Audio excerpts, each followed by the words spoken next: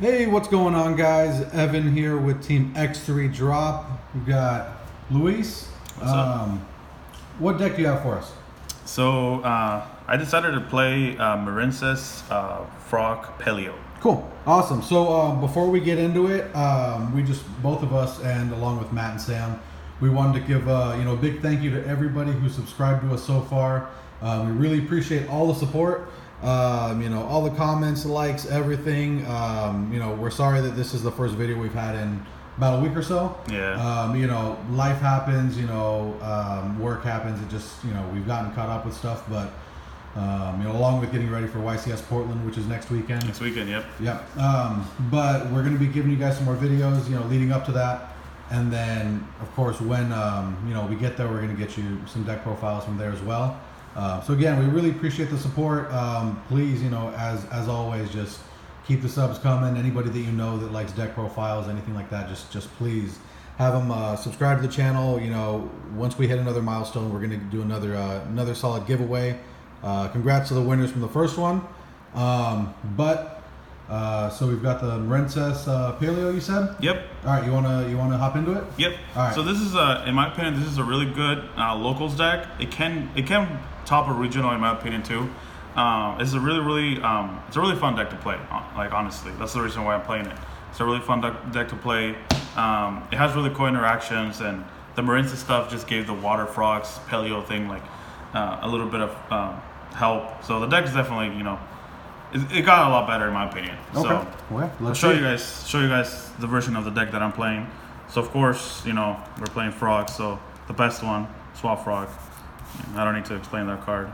And then of course we play the triple Dupe Frog, to go with the frogs. Mm-hmm. Yeah, this card is really good.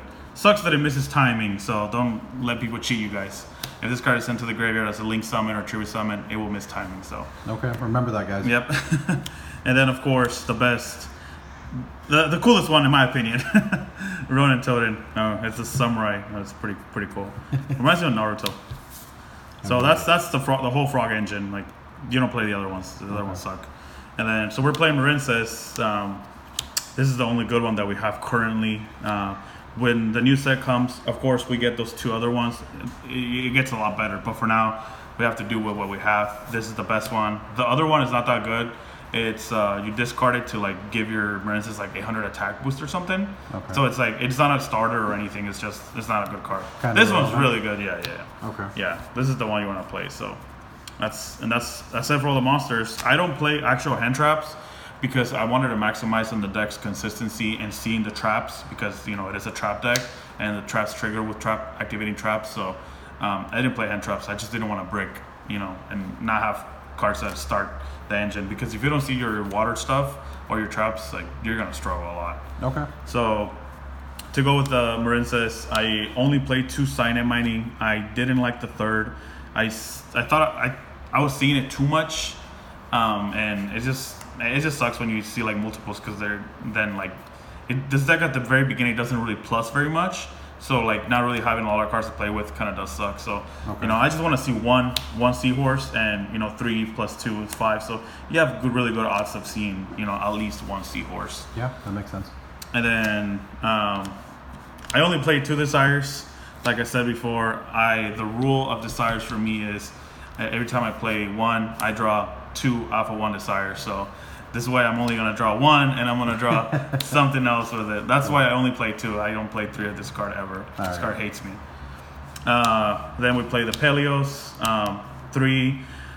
This card's really good. I play 3 of it because like banishing the Sunlight Wolf, banishing the Gazelle, banishing the Fill Spell, banishing the multi-roll. Like, it's just so many like good cards you can banish.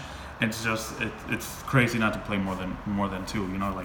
It just gets rid of so many things, and like the best part is that it banishes them, so you never have to worry about them anymore. Okay. And it's not a cost either. So if your opponent does something, then you just activate it, and then you don't have to discard anything. Right. And then I also played 3 of the Book of Moon. It's just, like I said, it's really good. Book of Mooning, like if they're playing Salad and they only open like the rank 3 play and they make the horse, and you have this, you just book it in the extra monster zone and they're stuck. That's it. And that's the end of the turn. Yeah. And then triple, Olenoides. I wanted to maximize on all the best ones, obviously. Olenoides, it's an MST, of course. It's just really good. It's really good, like, against other trap decks, too, because, being able to pop back row and stuff like that is really good. This guy doesn't have a super rare? Fortunately, it doesn't.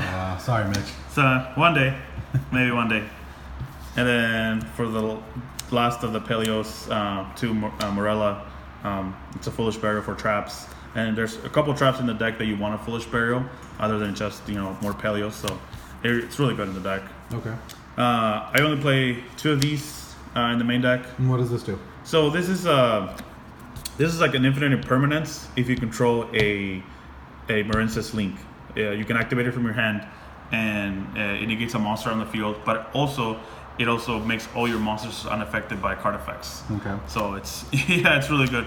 And this is one of the other targets you can send with Morella. So if you didn't see this, you can activate this, send this to the graveyard, and this card can be recycled through all your Marincess Links. Okay. So you can just keep getting it back over and over and over and over. So it's yeah. So if you have a link 3 or higher, you can play from your hand. Yep, you can play from your hand. Like let's say you have for some reason you have 5 back row, and you have this. You can just leave 1 open, keep this in your hand if you're scared of Cyclone or something, and then when they do something, you can just activate it from your hand. Wow. So it's really good. Yeah, it's really good. I play 2 Lost Winds. It's another Morella target, but the best part is that it's a trap that will reset itself, so you can keep abusing your paleo traps. Okay. That's the reason I play it, because it does that. It negates a monster effect. It cuts the top by half permanently, and then I can reuse it again and then trigger up one of my paleo traps. So it's really good. Okay. And then I play triple Compulse. I don't know how much I can say about this card. I'm playing a trap deck. Just bounce any monster on the field to your opponent's hand, getting rid of any link or anything like that. It's really, really strong in my opinion. And also, if you really ever have to, they try to get rid of one of your cards that you really need, you can just bounce your own monster back to your hand. And like I said, and it triggers off your paleo trap, so it's really good. The one Imperial Order, why not? Right. your whole deck is traps. Striker, solid. They run a lot of spells. Same thing with the Rocket deck that's coming out. They play a lot of spells, so seeing this card turn 1 is really, really, really strong. If you see it, you see it. It's a 1. If you don't, then whatever. Yeah. Triple Infinite Impermanence. It's my only hand trap literally in the deck. The reason why you play it is because it's a hand trap and it's a trap, so it will trigger your traps, activate it from your hand. So, I don't think I should explain this card. It's really good. Pretty standard. And then this is the only counter trap that I play in the deck, Solemn Strike. I was playing Solemn Judgment, but the thing with this deck doesn't really have a good time going second to an established board. And drawing Solemn Judgment, it's just the worst thing in the world. It will not do anything, and you're just gonna kill yourself even faster. So that's why I'm not playing Solemn Judgment in the main deck, because I don't find it necessary. And if you go first and you open 2 waters, you're gonna make toad anyway. So it's you already have your own Solemn Judgment. You don't need Solemn Judgment. You can just activate all these traps that will just trigger off your paleo traps in the graveyard, and just give you more advantage. So this is the only counter trap that I play in the deck. Yeah, that makes a lot of sense actually. So I play 40 cards in the main deck. I want to keep it consistent, and 40 cards it's a good number. So I'll show you guys my extra deck. Only 2 of the Link 1. When this guy's Link summon, you can add back a Marincess from the graveyard. So if you open Seahorse, you can make a Link 3 with just the 1 card. So I'll show you guys how to do it. So 2 of that. You only need 2 of the Coral. You don't need more than 2. This is a perfect ratio for me. And then I only play 1 of the Link 3. Why only 1? It's not necessary. I don't find necessary playing the second one. You can if you want to be, if you find room. But I wanted to play other cards, so I only find necessary to play this card 1 time, because you can recycle back these cards. By the way, you can recycle all of them. So if you really desperate and you need another Link 2 for some reason, you can just recycle them back with their effects. So they're not needed. The one, the Star Boy. It's a water. Pumps your stuff, gets your water back. It's really good. Just generic Phoenix, Unicorn. Just get rid of a problem card, pop a back row or something. Okay. They're just good cards. And then I play 2 Link Force. I play Appaloosa. You can make Appaloosa pretty easily in this deck. I mean, you already have a bunch of traps to stop your opponent, and having like, you know, monster negates, it's even better. Yeah. The other Link 4, Boros Sword. You can make Boros Sword really easily in this deck, and Boros Sword Toad is game. Yeah, it sounds strong. Only 1. You don't need more than 1. This guy's really, really strong. I mean, if you play Paleo, you know what this guy does. What if someone doesn't play Paleo? Well, then look it up. And then just the 1. You only need 1. It's not like necessary, but it's a really good option to have in your deck to, you know, remove detach, search a Paleo trap, activate it, trigger off your Paleo from the grave, and just link off into your Marincess links. It's really strong. Mm-hmm. Of course, we're playing Frog, so we play, you know, Toad. And that's the extra deck. I'll show you guys my side deck just so you guys can have an idea. Basically, your side deck is based on your locals, whatever you feel like, you know, it's people play at your local area. You know, what's your worst matchup and stuff like that. So I'm kind of side decking towards what people play at my local area. You know, but I'll show you guys what I play so you guys can have an idea, and maybe like if you guys have any like you having problem building a side deck, you guys can just look at mine and say, oh, okay, I like those ideas, and you guys can take your own ideas. Okay. So I side deck 2 Gamma Seals. 1, it gets rid of like a Sunlight Wolf. It gets rid of a Striker monster, so you can, you know, play. It's also a water, so you can recycle it with Toad, and you know, and it's pretty good. Mm-hmm. So I only play 2 because I only find it necessary. You don't need to play 3. For going second, this is the only hand trap that I side deck. I side deck Ash. I didn't want to main deck Ash because I'm hoping to win dice rolls, and I'm committing to going first. And I didn't want to like have Ash because Ash becomes a dead card, like if you go first.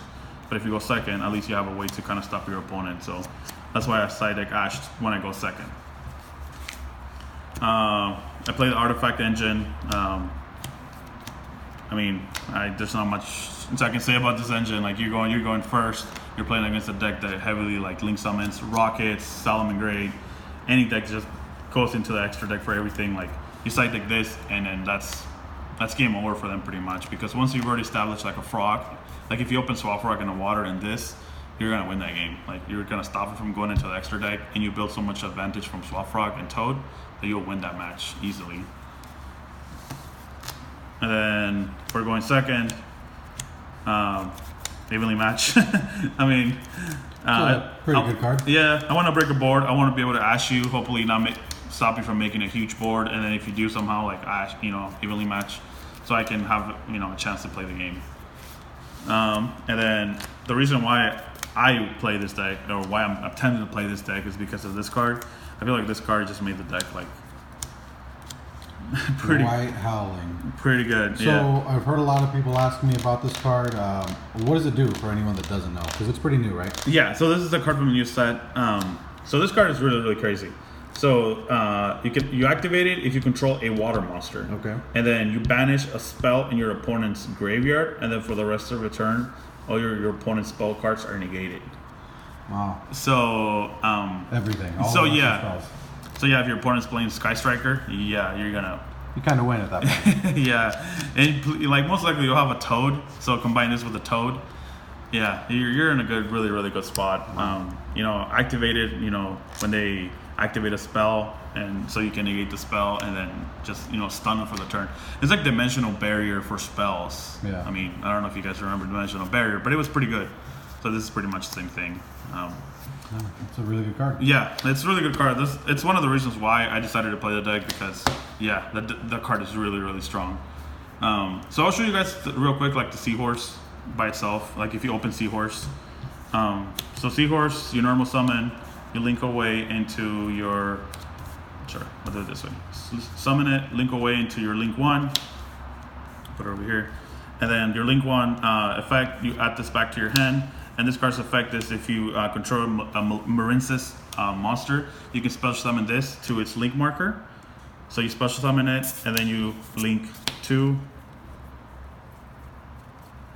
You go into the coral, and then this guy's effect is you can special summon a water monster from the graveyard that has 15 attack or less. So you activate the effect, special summon this from the graveyard, and now you link into link 3.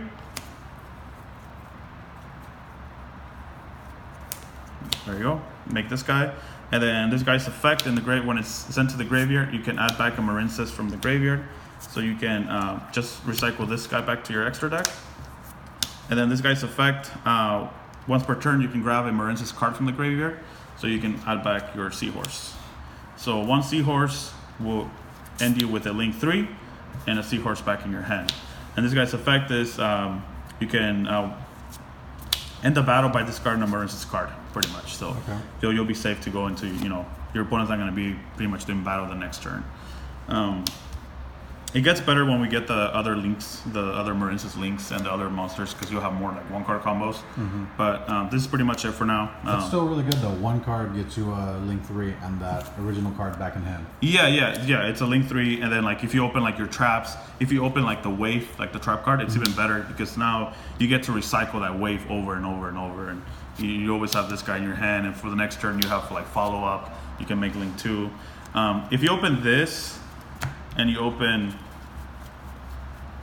Swap Rock, it's even better. It gets really good. So if you open this and Swap Rock, you start with this guy. You normal summon it. You link 1.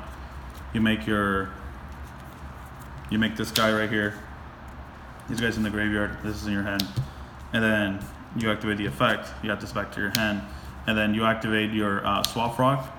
You discard this guy, you special summon Swap Rock, activate Swap Rock, send Ronin Totem, and now you get to link summon these 2 to make this guy. This guy doesn't require a Marincess monster, it just requires 2 waters. It's only the link one that requires a Marincess monster. This one requires just 2 waters. This guy's effect, it can special summon any water monster from the graveyard that has 15 attack or less. So this guy will bring back your Swap Rock, and then Swap Rock effect activates again, and then you send Dupe Frog, whatever, and then you activate your Ronin Totem, and banish your Dupe, special summon Ronin, and overlay for Toad.